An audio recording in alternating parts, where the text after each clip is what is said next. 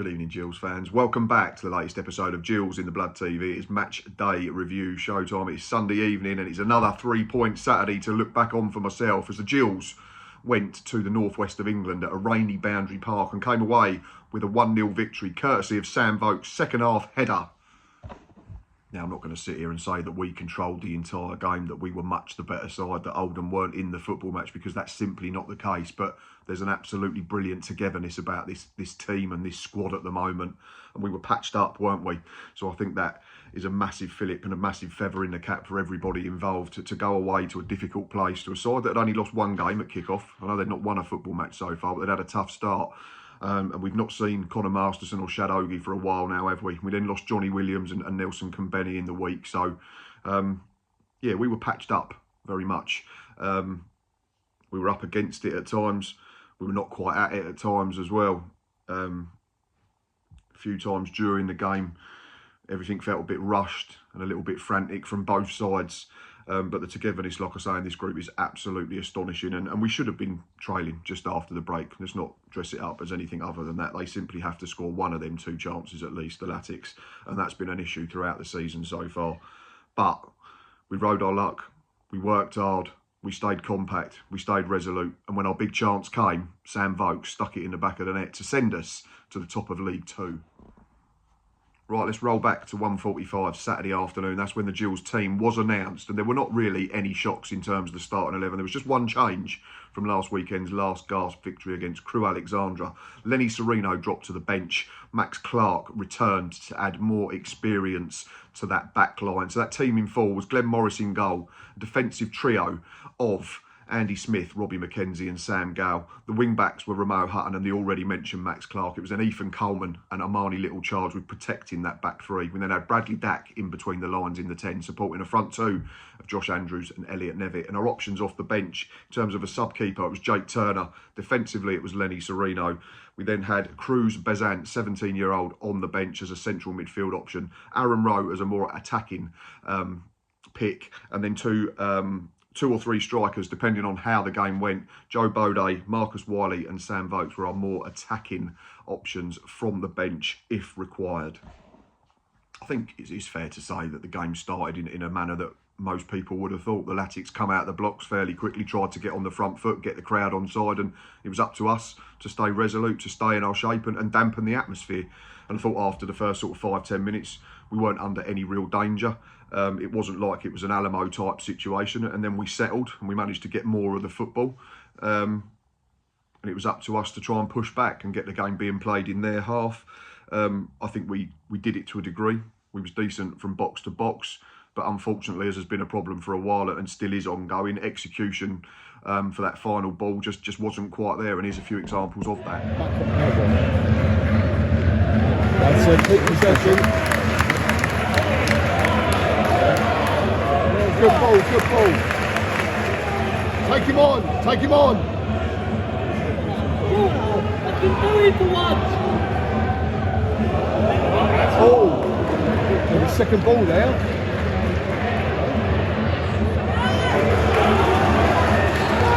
Bit of quality now. Oh, that's a foul. It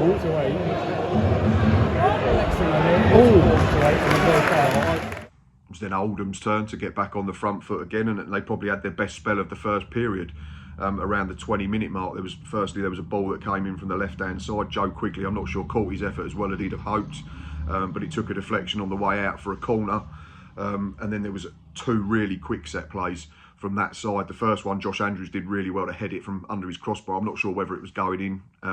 Glenn Morris would have maybe had it covered, but Josh Andrews was back doing his job in his own box. And then the second corner goes all the way across the 6-yard box. Somehow no one gets a touch and rolls harmlessly wide over the far side.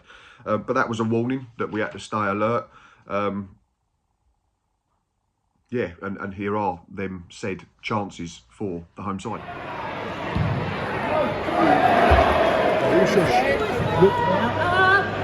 Oh, I think it's right.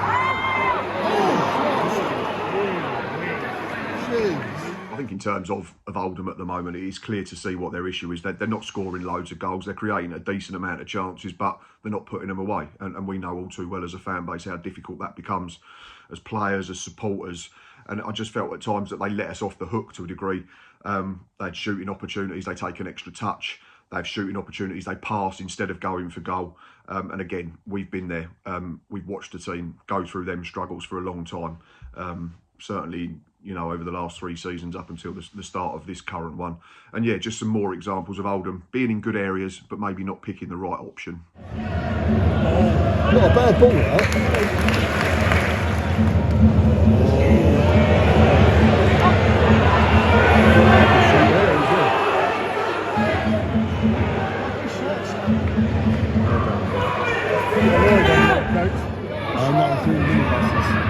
Oh, off his shirt, off the shirt.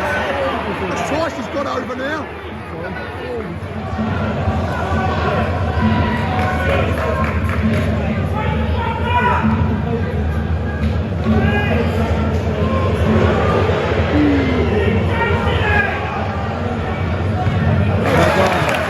In terms of our best opportunity of the half, it fell to Josh Andrews, didn't it? And there was good work down our right hand side, and a cross comes into the box and makes it all the way to Josh, but unfortunately scuffs his finish straight down the throat of the home keeper, Matt Hudson. But yeah, in terms of clear-cut opportunities, it was fairly slim pickings, and shortly after that, the half-time whistle blew. We've got it. Can we feed it out wide? It's going to be a good ball.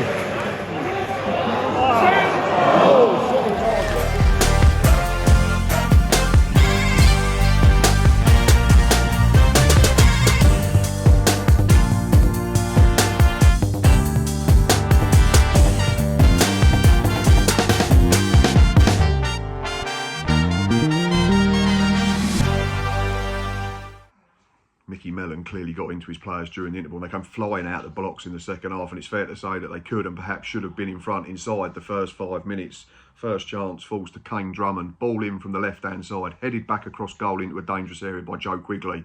Drummond meets it, full forehead from about a yard, but somehow manages to miss the target when it was easier to score. And then shortly after, Joe Quigley gets the ball, edge of the penalty area, central. Drops a shoulder. He's just got Glenn Morris to beat, and he manages to miss the target again and again. It's a point about Oldham getting into good areas, but maybe playing with a little bit of a lack of confidence in front of goal and passing up good opportunities that would ultimately get them over the line in games. But yeah, here's a little look at Kane Drummond's chance. Unfortunately, I didn't catch Joe Quigley's on camera.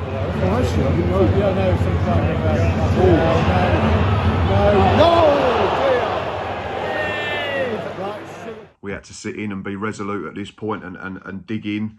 And in terms of attacking periods of play, they were very fleeting at the start of the second period for us. The only thing I caught of note was Elliot Nevitt, who done well down the left-hand side to fashion some space, but running out of pitch, he could only scuff across straight to Matt Hudson in the 6-yard box with Josh Andrews lurking at the far post. Well done, good feet, toss it. Lucky. Then shortly after, it was Oldham's turn again to be on the front foot, and Joe Quigley tamely headed straight at Glenn Morris when he should have done better once more. And I think it was Luke Hannant, ball fell to him, edge of the box from a corner, and he volleyed just wide with Glenn Morris watching it sail past the right-hand post. But yeah, at that point, it felt like we needed to make changes. Well held up.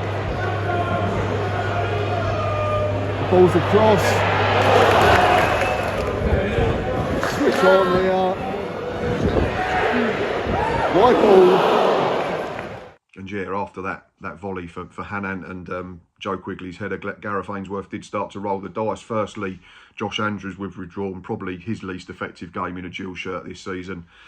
Struggled to have an impact like he had done in previous games. He was replaced by Sam Vokes, and then there was a triple substitution shortly after. Ramo Hutton, Bradley Dack and Elliot Nevitt were all withdrawn and replaced by Aaron Rowe, Cruz Bezant for his league debut, and Joe Bodaz. We switched up, matched their back four and went to a 4-3-3 to try and gain more of a foothold in the game.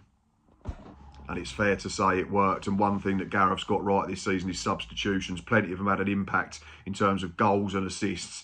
And it was the same story here, because he'd only been on the pitch 8 minutes when this is what Sam Vokes did. Keep it away from their big fellas.